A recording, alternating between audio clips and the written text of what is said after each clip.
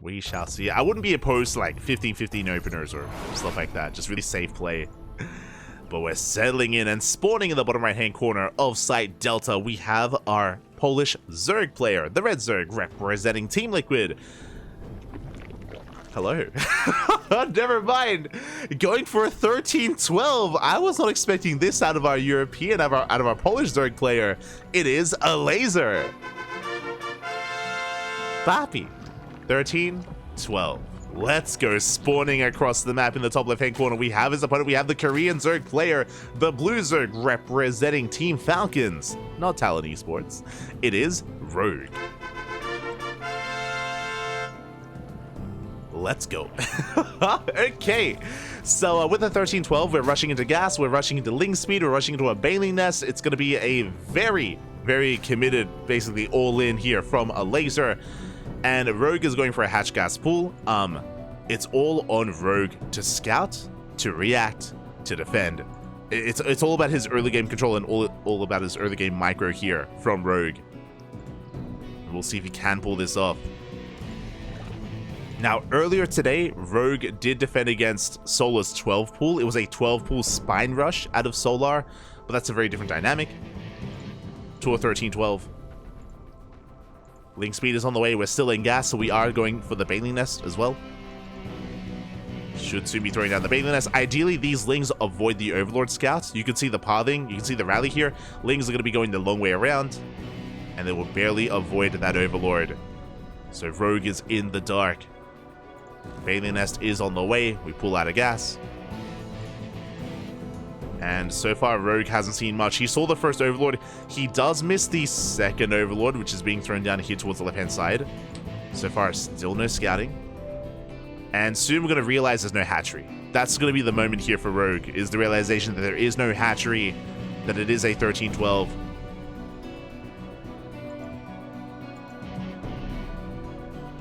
Back at home, getting into his queens, getting into his link production. Now he knows. Now he has confirmation. And back at home, how do we respond to this? Defending the low ground is so difficult here against a 13-12. Queens are on the way. Lings are amassing. Boys are being pulled. We have a spine crawler on the high ground. The Lings will threaten the main. More Lings on the way. We don't quite get the surround on Elazer. With help of these Banelings, we can zone away the armor. We get a surround! Oh, the Queen is surrounded. The Banelings, one goes off on the Lings. The Queen falls. So far, so good. We still have one Baneling left. Another Baneling on the way. We get a surround once again. Now the Spine Crawler will finish. The Baneling Nest up. Doesn't quite go off. Is saved, is preserved. Boys are pulled. Second Baneling has arrived. And what do we go for? Oh, we connect on the drones. Yeah, drones are going to be focused down. We get 6 drone kills back at home. Elazer has thrown down a hatchery, but he's still massing Lings. He's still committed. Rogue is down to 14 drones. Still has the worker advantage. His own Link speed about to finish up. Spine Crawler has been thrown down. We have the Queen on the low ground. Rogue is defending. He's holding. He is holding on here. Oh my god.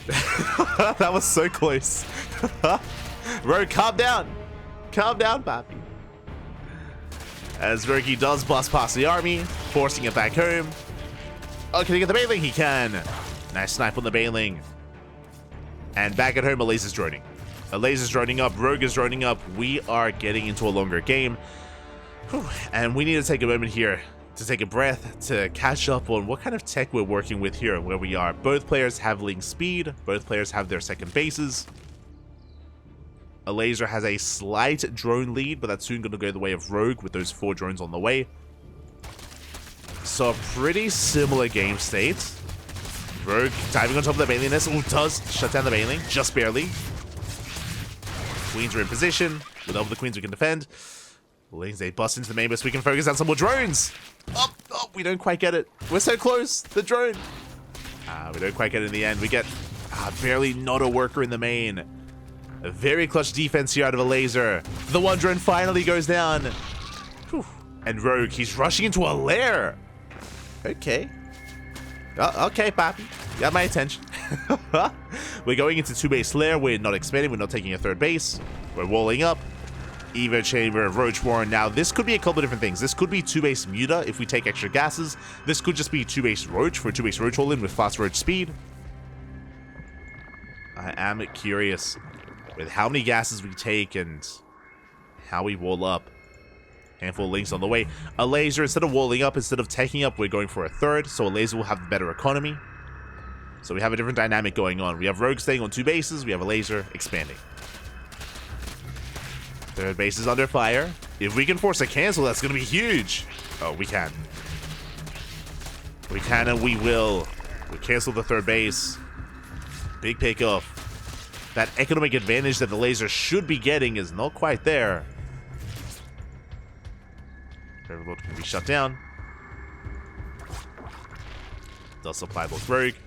Taking the triangular third instead. It's 2-base Muta. Let's go. We are taking all 4 gases. All 4 gases. The Spire is on the way for Muta Tech. We're walling up. Meanwhile, Elazer making so many lings. Now, this makes sense because we lost the third, right? The third base went down, which means taking an economic advantage is going to be that much more difficult. Elazer is going for an all-in. A second all-in. Meanwhile, Rogue setting up, still has the Spine Cooler, has 2 queens, no Bailey Nest. Because of the setup here, there's no Bailey Nest, which means a Link Flood can get out of hand.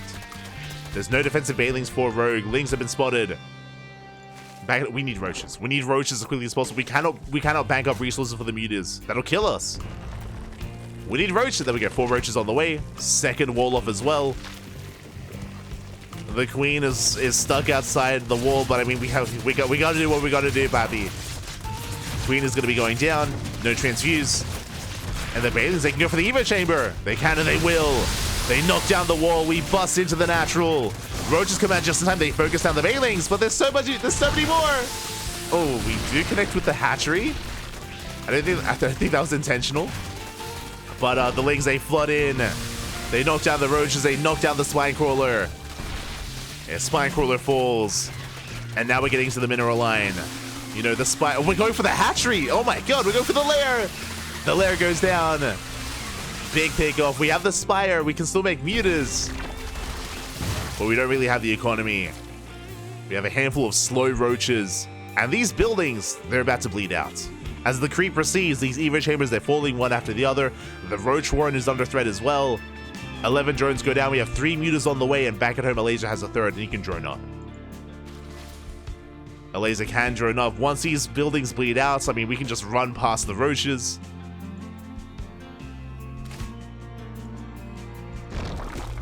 Yeah, as the buildings are going down. And there's no way to re-wall. Behind this lair. How many queens do we have?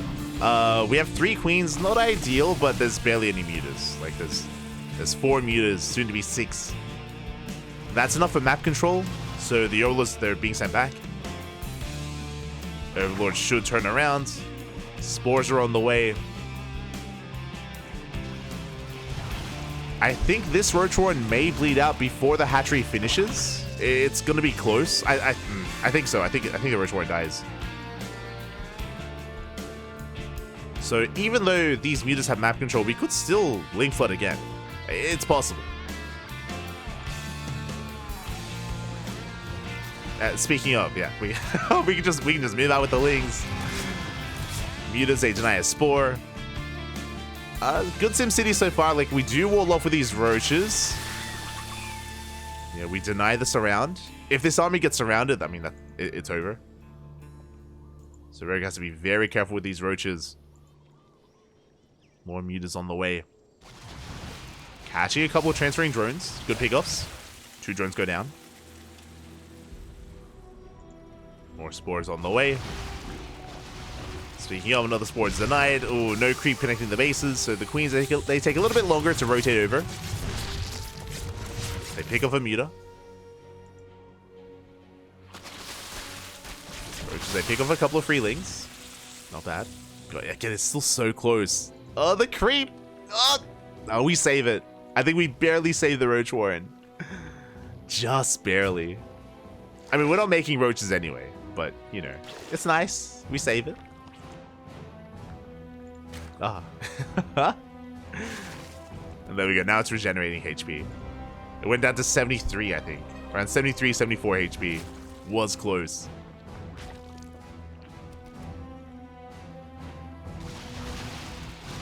No, we can't. Rogue cares about his buildings, Pappy. He cares about them. Guys denied. Hydrogen is done. Hydras are amassing as we speak for Elazer. And these meters, they need to get more done. Like, we just have an overwhelming economy here for Elazer. The Hydrogen's on the fire. The Hydrogen may go down. Now, here come the Queens. Here come the Transfuse. And we keep the Den alive. Link still being active, making sure there's no third base. Mutas, they catch an Overlord. 3 drones rotating back around once again, going for the Hydrogen. Uh-oh. And we barely get another Transfuse. Yeah, we keep the Den alive. Hydra of range finishing up with Groove Spines. Queen's keeping these Mutas pinned back. And the Hydras are amassing. I mean, again, Rogue, he's attempting to recover, and there's a lot of potential with Mutas. You have a lot of micro potential with them, and hey, we've been getting how many Overlords? 3 Overlords, drones, gas geyser. We threaten the Hydrogen. If we had gotten the Hydrogen, then maybe we can pull off defense. We catch the Lings. Bailing Nest on the way. So the way this works here is Muta Bailing or Muta Ling Bane. We need these Bailings to connect. We need the Bailings to connect specifically with the Hydras. If we can somehow pull off a miracle defense where the Bailings collapse on these Hydras, then the Mutas will clean everything up. Now, unfortunately, it's slow Banes, so yeah, there we go. GG gets called. I'm like trying to, like, you know, jump hoops and be like, is it possible? GG. GG, well played. Elazer takes game 1. GG, what a very chaotic game. As a reminder, that started with a 13-12. It started with a 13-12 out of Elazer, and Rogue survived. Like, Rogue defended. He defended against the 13-12. It went into a longer game from there. Went into a quote-unquote macro game. If you remember, the moments when things turned on their heads was when Rogue denied the third. Remember, he canceled the third base, and it was after that cancellation of the third of Elazer, that's when he started making nothing but Lings. Then he went for a Ling Flood, and it so happened to coincide with Rogue going into 2-base Muta. Because it was going 2-base Muta, he had that much less to defend, no Bailing Nest, he had a later Roach Warren as well, he was vulnerable, and Elazer did bust in, and did go for the kill. GG. We're getting ready for game number 2. Let's go. Let's go. Let us go.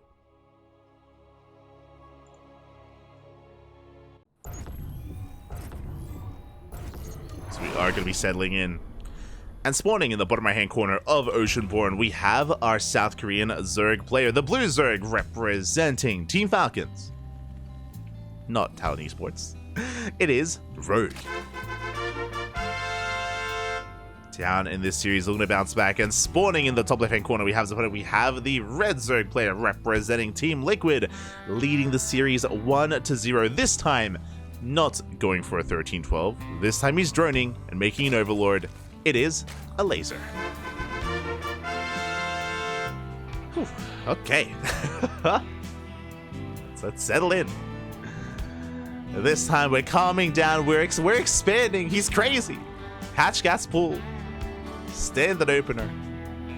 He's lost his mind. So a much more normal approach here to Oceanborn. Thankfully, we're just calming things down. Going to be expanding. Hatch gas pool, I imagine, into a third base. We'll keep an eye on our players and see if either one does wall up on 2 bases and be hyper aggressive and go for a 2-base play. That'll be our first real sign. As for now, we're just going to be droning up and fanning out our Overlords. Shout out to Rogue, despite what happened in the last game. I mean, again, he defended against a 13-12. So, just a standard hatch gas pool. He's not tempted to go pool first or 15-15 or anything crazy like that. No 13-12 of his own. We will settle into a standard game. Standard early game.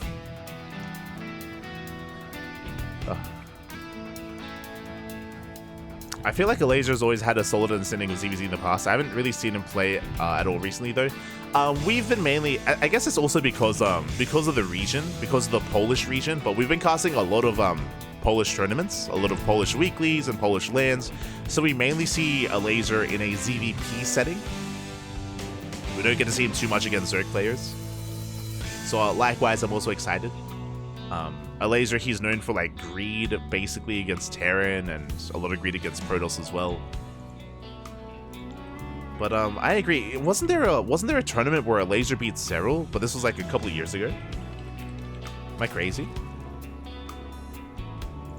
I'm thinking of like maybe like a DreamHack regional like in 2022 or something.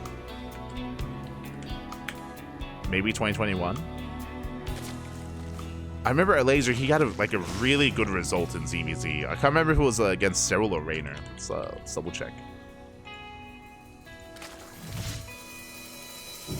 Rogue, he's link flooding. As I'm trying to double check, Rogue is link flooding. He's not joining up. Meanwhile, Elazer is playing 2 base. We have a fast lair on the way for Elazer, and Rogue is looking to just send everything across the map. The Queens knocking back that Overlord, reducing the time it takes for Elazer to respond, as we are denying vision. With denying vision here from Elazer, he will not be able to scout, or he'll be able to scout it a little bit later. Lings are massing up back at home.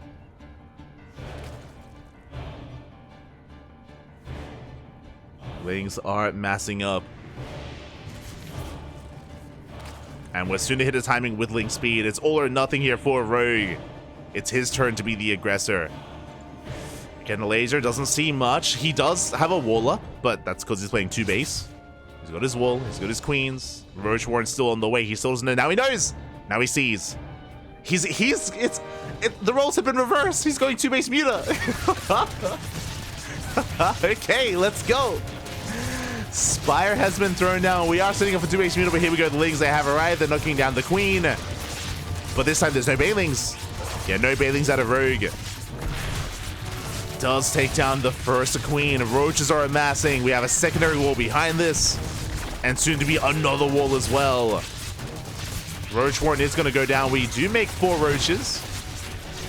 4 roaches do pop out. Oh, Broodling's getting a lot of damage done, and the Lings, we're running out of steam. We're running out of Lings. We are running out of Lings. We have a transfuse. We have 1 transfuse available. It does barely connect. We can try to shuffle the queens around for another transfuse. The Spire is almost done, and Rogue does not break through. He doesn't break through. Now he's droning. Ay, ay, ay. Now is not the... say now is not the time. I guess now it has to be the time. But Rogue is so far behind. Again, no lair, no Roach Warren, no nothing. Roach Warren just now on the way. No drones. And here come the mutas. And the mutas of Elazer are going to be so much more impactful. Like, we can't afford extra queens. We can't afford spore crawlers right now. Because we were all in.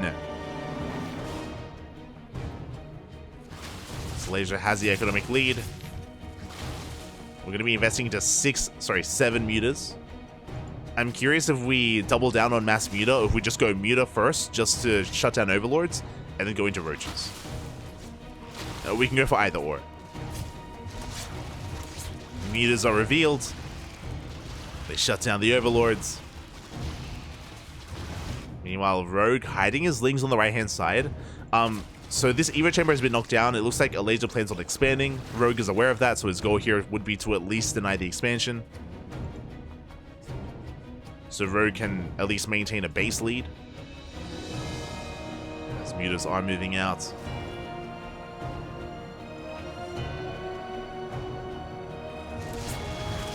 They move out, they hit the natural. The spore isn't done! Ay, ay, ay, the spore is not done. Drones are going down left and right. We got 7 drone kills, 8, 9, 10. 10 workers fall. Ay, ay, ay. We hit the 3rd as well. Oof. 12 drone kills for 2 mutas. Yeah, for 2 mutas. Now we can take a 3rd. There's a Ling in position to confirm this. And that does trigger Rogue's army. 3rd is on the way. Rogue is here tonight. So Rogue can at least get this. Even going for the roaches.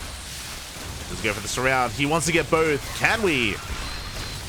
The roaches are saved. The third base, that's a kill, not a cancel. That's the best case scenario for Rogue. 300 minerals down the drain. Kills one roach, the others are saved, as they did morph into Ravagers. Elazer taking up into Hydra, into Lurker. My god, he's crazy. On 2 bases. That's a lot of tech. that's a lot of tech, Bob. But we're done with the mutas. They've paid for themselves. Rogue has drawn up to 48. Ling's trying to be active. Still doesn't have the best gas income here from the side of Rogue. Still building up. Lair still on the way. We're getting into a handful of roaches, plus on range. I'm sure, so the problem here is that Rogue, I'm pretty sure he's anticipating roach production, right? He's anticipating a roach transition here from his opponent. The last thing he expects, and the last thing that I expected, was Lurker tech. We're not ready for this. Because we're taking up into Lurkers, I would not be opposed to like a roach all-in from Rogue. Like if Rogue went for a roach-based all-in, if we cut workers at like 60, or if we like, even cutting workers here and just made nothing but roaches and moved out across the map, we could potentially end the game. Especially if Elazer banked up resources. But he doesn't know. Doesn't know what's going on. Elazer saturating his third, taking all of his gases, droning on up. Making a handful of these Hydras. Sprinkling them in.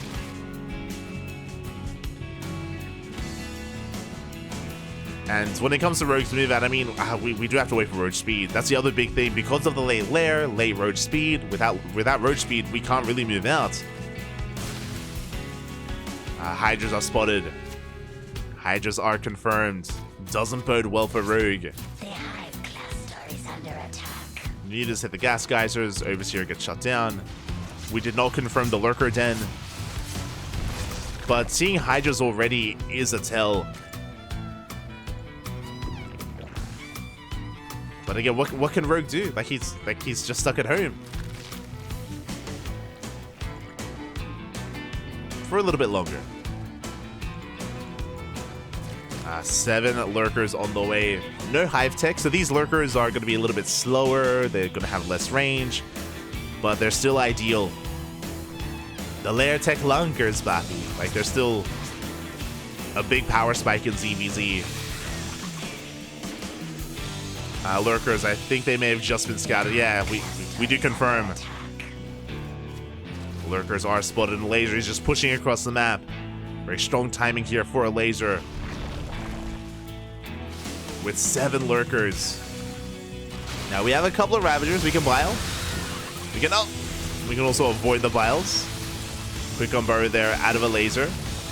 Does pull back. See him just leapfrogging forward with those Lurkers, looking to fight within range.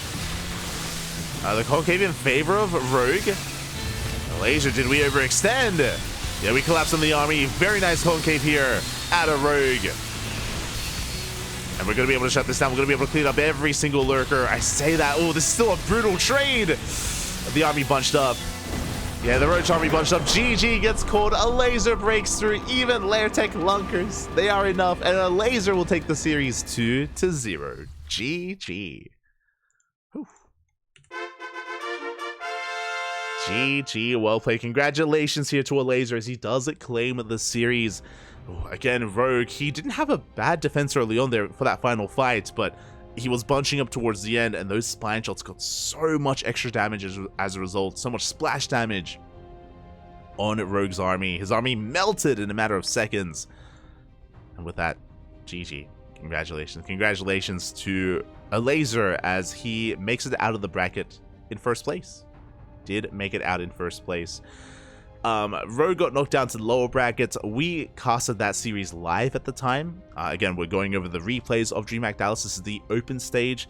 It is a brutal format. I know a lot of players were expressing their frustrations with the format because it's crazy, right? Who did we have here in this group? We had Rogue, we had Elazer, we had Solar, we had Skillus, we had Shadown, we had Mana.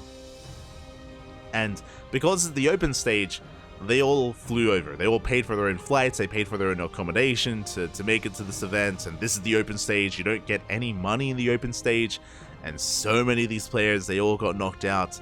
Only 2 make it out of the open stage. It's a very cutthroat format, very brutal format, and the other groups weren't better. Like, the other groups were also just fully stacked with players that have traveled, like Koreans and Europeans, and yeah, it is a brutal format, and I don't know if it's gonna change in the next season. We'll see. We'll see if they hear the frustrations of the players, and they try to accommodate for that and maybe change up the format a little bit. That we'll see. We'll see what they do with it. Regardless, GG well played. Elazer does make it through over Rogue, and Rogue got knocked down to face off against Solar. So we casted Solar versus Skilless live. We casted Solar versus Rogue live as well. We're not going to go over the games again. So we're going to be wrapping up. We're going to be wrapping up here with the broadcast. Again, over the next couple of days, we had planned on going over all these replays. We had planned on going over the groups that we didn't cast live. So Group B and Group C. Group B and Group C are the 2 groups that we didn't cast live, and going over some of the knockout stage as well of DreamHack Dallas. That was the plan. But I believe the plans have changed a little bit. I mentioned at the start of the broadcast, so I didn't think that we would be a part of Home Story Cup. I was like, Home Story Cup's over the weekend. There's no WTL. We'll do some replay casts. We'll go over DreamHack. We'll go over the replays, and we'll catch up. We'll catch up on all these games that happened during DreamHack that weren't broadcasted. That was the plan. As of a couple of hours ago, that is no longer the plan. Because we are going to be a side stream. We are going to be a side stream for Home Story Cup. I think we're going to be the C stream. I think there's already a B stream. We're going to be the C stream for Home Story Cup 25, starting tomorrow in less than 24 hours. So, oh boy. Yeah, I don't think we've actually been the B stream or a side stream for Home Story Cup before. We have done the qualifiers before, but I don't think we've covered Home Story Cup live. So yeah, we're gonna be covering Home Story Cup live on this channel tomorrow and the day after. What does the side stream mean? That means we're gonna be covering the group stage. We're gonna be covering the group stage. I believe the playoff bracket is gonna be handled by the mainstream. They'll be covering all the playoffs themselves. We will be getting involved with the group stage, and right after this broadcast, I'm going to be going over the matches, and I'm going to be picking what we're going to be casting. So we have to pick and choose what we're going to be covering tomorrow and the day after that. So 2 days of group stage, and day 3 is going to be purely mainstream. So yeah, because of that, we're going to be restructuring our schedule. We're not going to be casting more DreamHack tomorrow. I would have loved to have casted more DreamHack replays tomorrow and the day after. We'll have to reschedule that or set it aside. Again, ideally, I wanted to cast this like a little bit sooner, like right after DreamHack, but like we just weren't free. Like we cast every day. We just didn't have a free day to go over these replays until now. So maybe next time. Maybe for the next season of DreamHack. Otherwise, thank you for watching. Thank you for the support. We're going to be live here on this channel tomorrow in, I want to say 22 hours time. Around 22 hours time. Yeah. With Home Story Cup 25. I don't yet know what matches we're going to be casting, but I do know that the main stream and the B stream have priority. So basically for each round of the group stage, I think there are 4 matches happening at once. I think there's 4 matches. The main stream and B stream pick first, and then we'll pick. Then we'll pick thereafter as well. So we'll let you guys know. We will let you guys know. Where technically a B stream, main stream is just doing 2 matches at once. How are they doing 2 matches at once? Wait, what? Or are they doing one after the other? Is that what's happening? We'll figure it out. Okay. So I guess technically B stream. There you go. I think I remember something along those lines. Yeah, like a couple of years ago. I remember Elazer popping off. But yeah, with that we're done. So thank you so much for watching. They'll be switching between series. They did that before. Oh, yeah, I remember that. Wait, so what? They're gonna do like one game and then they switch over into another game and then they switch what? Wait, what? Interesting. I remember not enjoying that actually. Yeah, I remember I wasn't too fond of that. But yeah, regardless, it's gonna be a great time. Home Straight Cup. So yeah, with that, thanks so much for watching. Thanks so much for the support. It's gonna be raiding another Twitch channel. We'll find out who. We'll find someone to raid and give our love to, so do check them out, do support them. Otherwise, we'll see you tomorrow. Until then, hasta luego, ciao, happy ciao, hasta luego. Congratulations, Elazer. Congratulations.